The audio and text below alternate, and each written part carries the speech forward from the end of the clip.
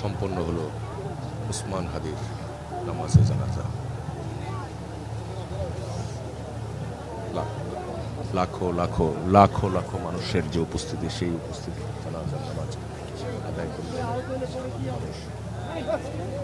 লাখো লাখো মানুষ আদায় করলেন এই জানাজার নামাজ। সবাই এক কাতারে সমস্বরে উসমান হাদির জন্য যে দোয়া করলেন, আমরা সেই দোয়া করার যে দৃশ্য, সেই দৃশ্যটা আমরা দেখতে পেলাম। এবং অশ্রুসিক্ত নয়নে মানুষজন যারা এই নামাজে অংশগ্রহণ করেছেন, অশ্রুসিক্ত নয়নে তারা শেষ বিদায় জানাচ্ছেন উসমান হাদিকে। এই পুরো জানাজার যে আয়োজন, সেই আয়োজনকে কেন্দ্র করে সকাল থেকেই আমরা এই মানুষজনের উপস্থিতি দেখেছি। এখন এখান থেকে উসমান হাদির মরদেহ সরাসরি নিয়ে যাওয়া হবে ঢাকা বিশ্ববিদ্যালয়ে। সেখানে তার দাফন সম্পন্ন হবে। দাফনের জন্য